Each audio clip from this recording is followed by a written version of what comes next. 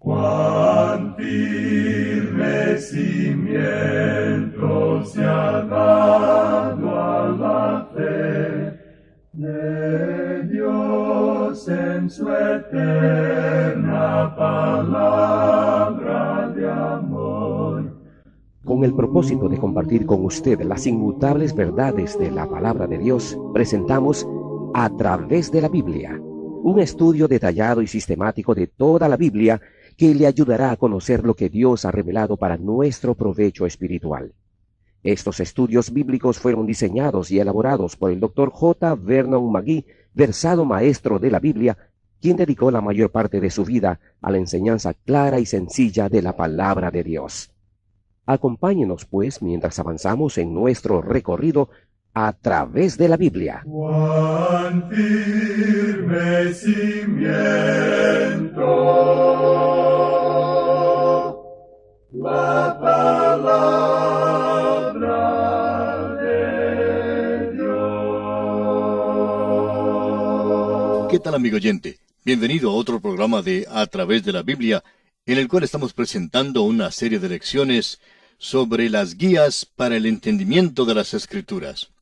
Esperamos que esta serie de lecciones sea de mucha ayuda y de especial bendición para usted. Así es que, antes de empezar, hablemos con Dios por medio de la oración. Padre Santo, te damos gracias porque una vez más podemos juntarnos unos cuantos de los tuyos para escudriñar tu bendita palabra. Y al hacerlo pedimos que tu Santo Espíritu sea quien nos enseñe, que sea Él quien se constituya en nuestro Maestro, de manera que podamos captar la lección que tú deseas enseñarnos y así aplicarla a nuestra vida cotidiana. Quedamos pues en tus manos y pedimos tu bendición. Oramos en el bendito nombre de Cristo Jesús. Amén. Continuamos hoy, amigo oyente, este recorrido bíblico y nos corresponde, como dijimos al comienzo, la tercera lección en la serie de guías para el entendimiento de las Escrituras. Dijimos en nuestro programa anterior que la Biblia es un libro singular, que no se lo puede comparar con ningún otro libro porque es un libro único. Pero es principalmente singular porque es un libro que tiene doble autor. Ahora, lo que queremos decir con esto es que la Biblia tiene un carácter divino y un carácter humano. Es el libro de Dios, y por medio de él Dios se ha comunicado con la humanidad. Todo lo que Dios desea decir a esta generación se encuentra en este libro. Si Dios hablara del cielo ahora mismo, solo repetiría lo que ya ha dicho antes, porque ya ha dicho todo lo que deseaba decir. El diario de hoy no le informó a Dios nada nuevo. Y cuando el hombre llegó a la luna, no descubrió allá nada que Dios no supiera ya cuando nos dio su palabra, la Santa Biblia.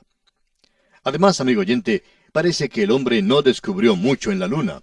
Fue un viaje muy costoso para regresar solamente con un saco de piedras. De buena gana iría yo a cualquiera de las partes deshabitadas de nuestro continente y buscaría una camionada de piedras y las vendería tal vez en un precio mucho más barato del que se vendieron aquellas que los astronautas trajeron de la luna. Yo no sé de astronomía, amigo oyente, pero creo que esas piedras son muy semejantes a las que hay aquí en la Tierra. ¿No ve que es el mismo Dios que creó el universo en que vivimos hoy día? Pero permítanos decirle, amigo oyente, que este es un tiempo emocionante en el cual vivimos. Dios se ha comunicado con los hombres y sigue hoy comunicándose con ellos a través de la Biblia. Ese es el lado divino. Pero este libro es también un libro humano. Dijimos la vez pasada que Dios utilizó a 40 autores de la Biblia durante un período de aproximadamente 1500 años. Cada uno de ellos habló expresando sus propios sentimientos dentro de su propia época. Tuvieron sus limitaciones e imperfecciones, es cierto.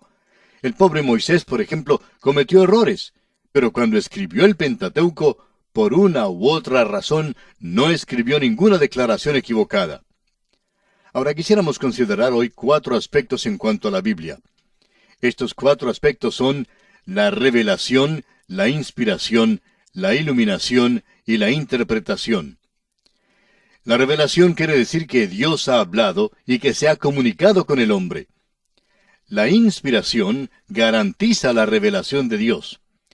La iluminación tiene que ver con el Espíritu Santo como maestro y no yo aquí en este programa. Si el Espíritu de Dios no se comunica con usted, amigo oyente, yo no puedo comunicarme con usted, pero el Espíritu de Dios sí puede hacerlo. Y siendo que Él escribió la Biblia y nosotros la proclamamos, sabemos que Él se comunicará.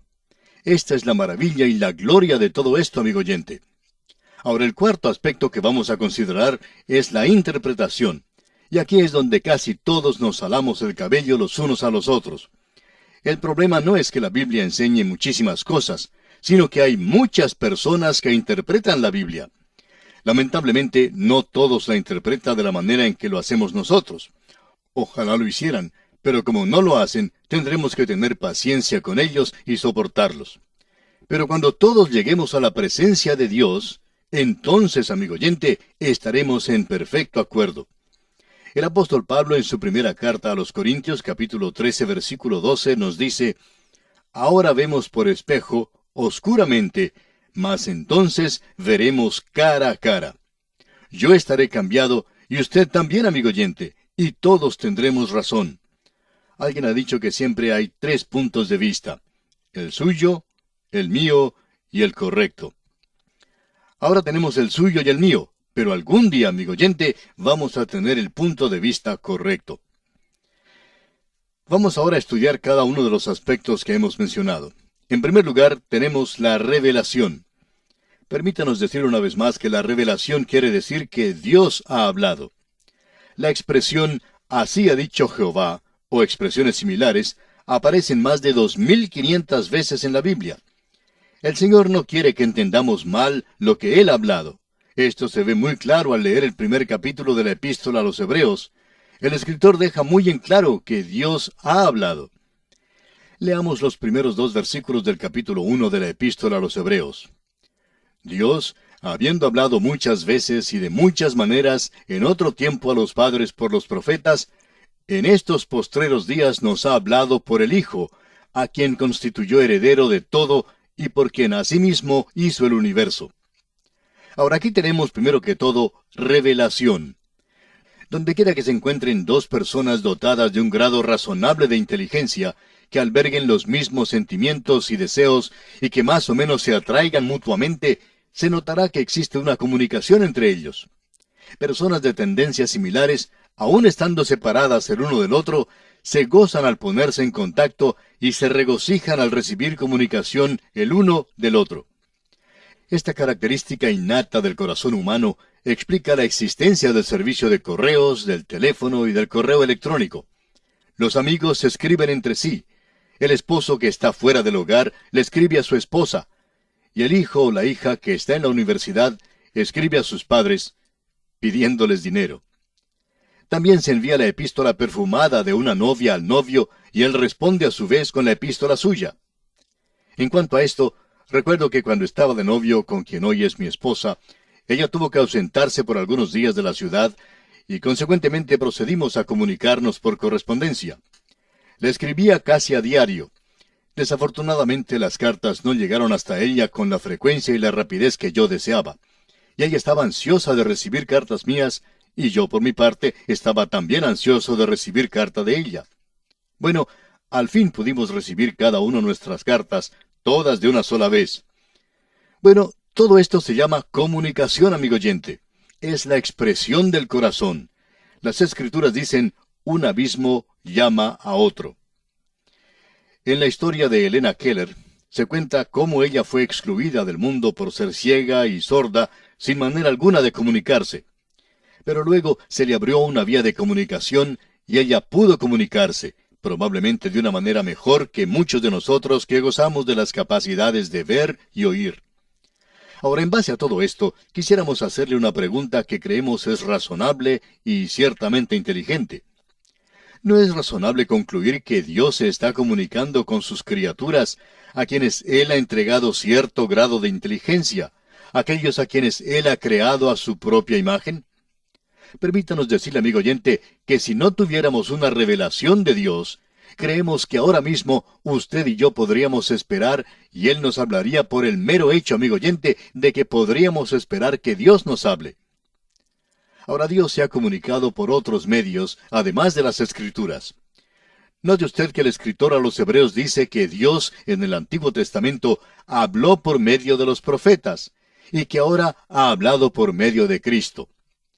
Tanto la revelación a los profetas en el Antiguo Testamento como la revelación de Cristo en el Nuevo Testamento están contenidas en la palabra de Dios, por supuesto. Y esa es la única manera en que jamás pudiéramos saber acerca de la una o de la otra.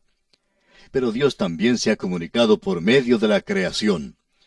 El apóstol Pablo en su epístola a los Romanos capítulo 1 versículo 20 dice: «Las cosas invisibles de Él, su eterno poder y deidad, se hacen claramente visibles desde la creación del mundo, siendo entendidas por medio de las cosas hechas». Y el salmista, en el Salmo 19, versículo 1, dice: «Los cielos cuentan la gloria de Dios, y el firmamento anuncia la obra de sus manos».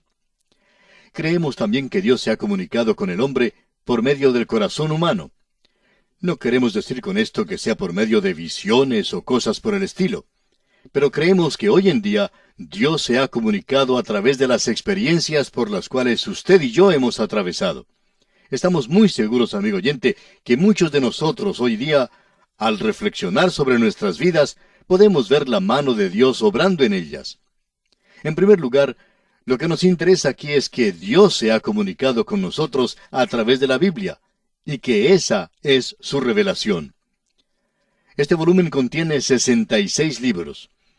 En las notas que enviamos gratuitamente a nuestros oyentes, hay el dibujo de una mano que creemos es una manera cómoda y fácil para recordar los libros de la Biblia. Si es que usted no sabe los libros de la Biblia de memoria, pues no sería una mala idea aprenderlos de memoria. Ahora, en ese grabado, en ese dibujo, los 5 dedos representan las 5 categorías del Antiguo Testamento. El dedo pulgar representa el Pentateuco, o sea, Génesis, Éxodo, Levítico, Números y Deuteronomio. El dedo índice agrupa los libros históricos, o sea, Josué, Jueces, Ruth, el primero y segundo libro de Samuel, el primero y segundo libro de los Reyes, primero y segundo libro de Crónicas, Esdras, Nehemías y Esther.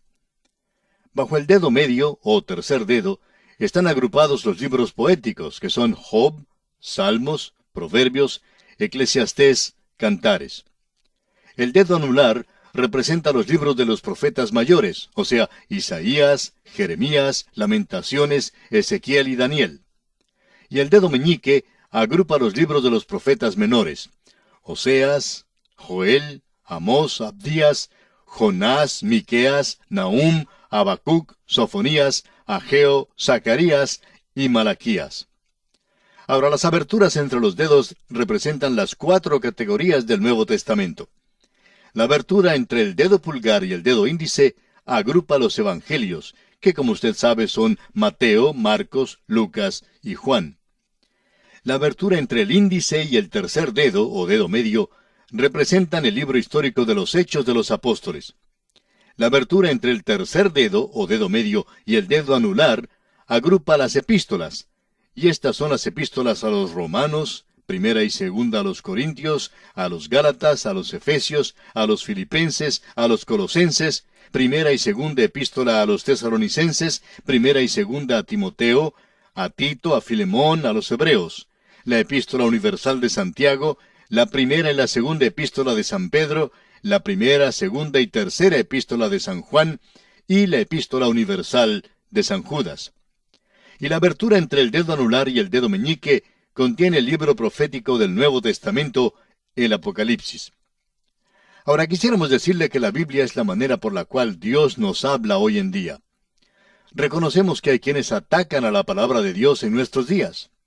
El ex decano del Seminario Teológico de Princeton, por ejemplo, el doctor Elmer G. Hammenhausen, en su libro Cristiandad en la Crisis Americana, ha declarado lo siguiente: son muy pocos los protestantes inteligentes que todavía se afirman en la idea de que la Biblia es un libro infalible.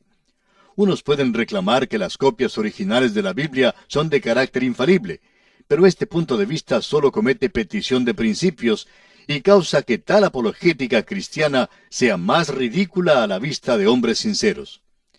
Hasta aquí la declaración del doctor Hammenhausen.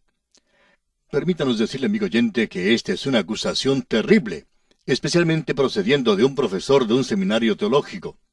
Pero con esto y todo fue lanzada. Luego, en el seminario Unión en la ciudad de Nueva York, un profesor hizo la declaración de que ninguna persona inteligente podía creer que la Biblia es la palabra de Dios. Bueno, yo creo que la Biblia es la palabra de Dios, y por eso supongo que estos hombres no me consideran inteligente.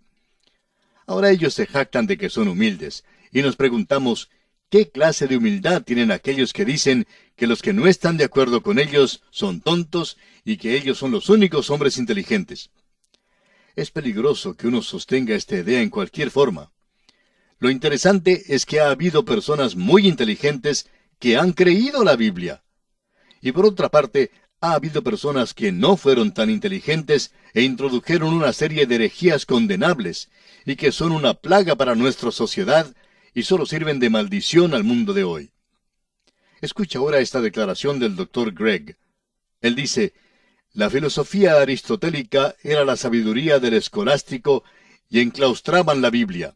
Adoraban huesos en las iglesias, intentando enlazarlos con los apóstoles. El siglo X fue el más oscuro, pero en el siglo XX, la filosofía aristotélica por medio de Maimónides, Spinoza, Hegel y Darwin adora huesos en las universidades y museos, intentando enlazarlos con los monos. También nos ha dado el unitarismo por Emerson en Norteamérica, el judaísmo reformado por Moisés Mendelssohn y el bolchevismo por Karl Marx. Es la doctrina de demonios y de los espíritus seductivos. Hasta aquí la declaración del Dr. Gregg. Quisiéramos decirle, amigo oyente, que nos gusta mucho esa declaración. Quisiéramos añadir que ha habido hombres inteligentes que sí han creído la Biblia. Hace años, otro gran profesor del seminario de Princeton, el Dr. Warfield, a quien los estudiantes y otros consideraban el genio más célebre que Norteamérica haya producido, declaró lo siguiente: la Biblia es la palabra de Dios en tal sentido que lo que dice ella, Dios lo dice. Y eso es verdad. Y el obispo Hadley, por su parte, dijo, hay más sentido en cada palabra de las Sagradas Escrituras del que jamás podremos sacar de ella. Pasemos ahora al tercer aspecto que estamos considerando, o sea, la inspiración. Yo personalmente creo en lo que se llama la inspiración verbal y plenaria de las Escrituras. Esto quiere decir que creemos que la Biblia es una declaración autorizada y que cada palabra es la palabra de Dios escrita para nosotros en este día en que vivimos. Las palabras son inspiradas. Se cuenta que una muchacha había tomado clases de voz y de canto con un profesor famoso. En el día del recital, el profesor llegó para escuchar cantar a la muchacha. Y al terminar, la muchacha estaba muy ansiosa, por supuesto, de saber qué había dicho el profesor.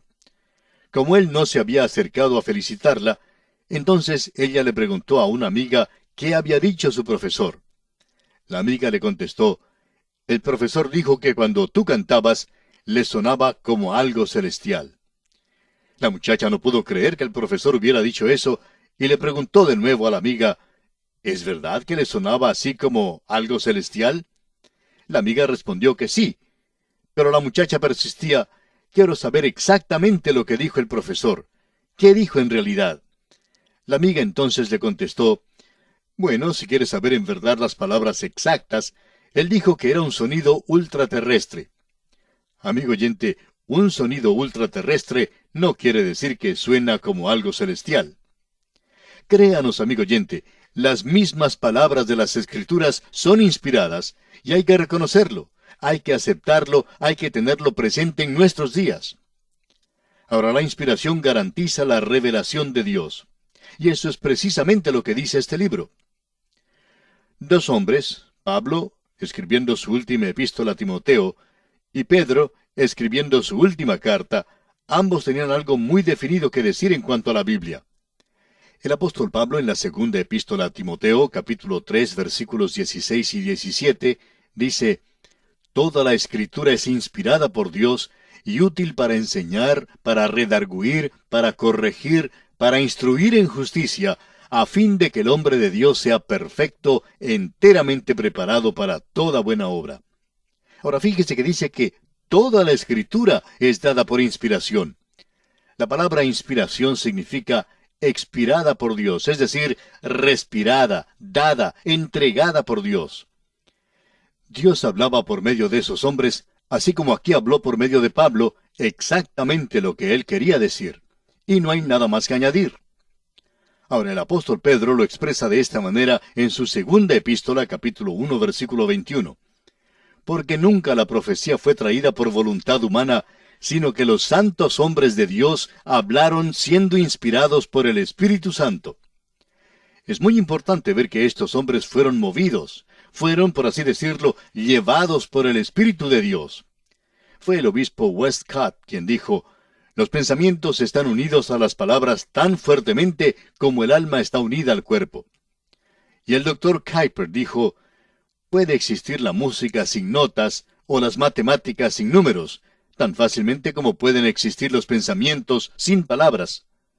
Amigo oyente, no son los pensamientos los que son inspirados, sino las palabras las que son inspiradas. Créame que son las palabras de la Escritura las que son inspiradas y no solamente los pensamientos. Por ejemplo, Satanás no fue inspirado a decir una mentira, pero la Biblia indica que mintió. Son las palabras las que son inspiradas. Y el Señor Jesús dijo: escrito está, citando la palabra de Dios del Antiguo Testamento. Aquellos hombres que escribían el Antiguo Testamento estaban proclamando lo que Dios tenía que decir. Es un libro perfectamente humano, pero es un libro absolutamente divino. No es más humano por ser un libro divino, y no es menos divino por ser un libro humano. Dios usaba a estos escritores humanos. Dios usaba a estos escritores humanos. Cuando Dios usaba a estos escritores, no destruyó el libre albedrío de ellos, ni su expresión, ni su estilo. No eran ellos una pluma fuente que Dios cogió para escribir con ellas. Ellos expresan sus pensamientos. Sin embargo, los evangelios y la palabra de Dios presentan lo que es la palabra de Dios. Podemos decir que solo el Espíritu de Dios puede enseñarnos la palabra de Dios hoy. Eso es lo que quería decir el obispo Hadley cuando declaró: hay más sentido en cada palabra de la Sagrada Escritura del que jamás podremos sacar de ella.